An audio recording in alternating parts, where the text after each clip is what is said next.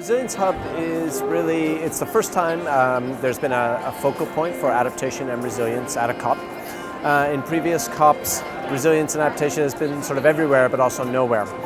So we worked together across our partners to really have that focal area where sectors could come together for the greater good and really build and focus action on resilience.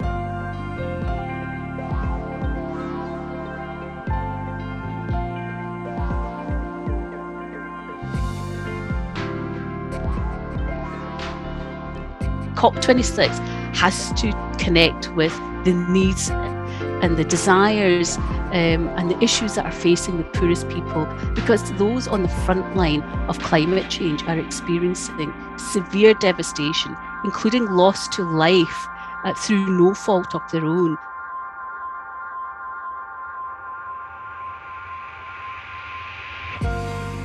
We use adaptation and resilience as a phrase rather than single words.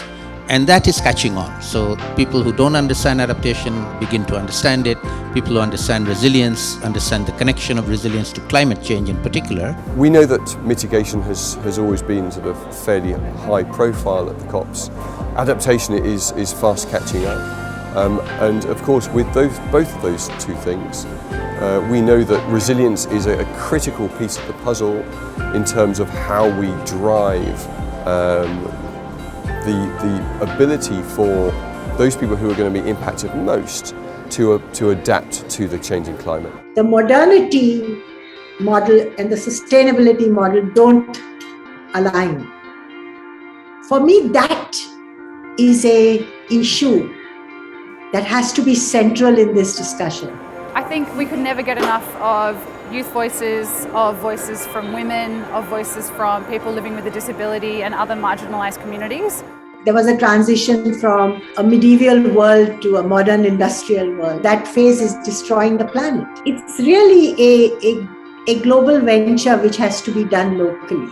I think the most exciting thing I've seen is really the private sector getting involved. So it's no longer just governments talking to NGOs and vice versa.